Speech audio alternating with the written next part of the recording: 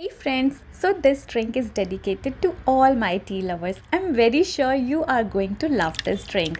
चलो मिलके बनाते हैं फ्लेवर्ड आइस टी।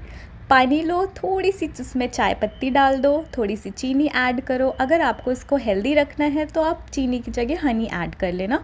थोड़ी सी काली मिर्च और सौंफ ऐड करना, ब्लोटिंग और डाइजेशन में काफ़ी हेल्प करता है।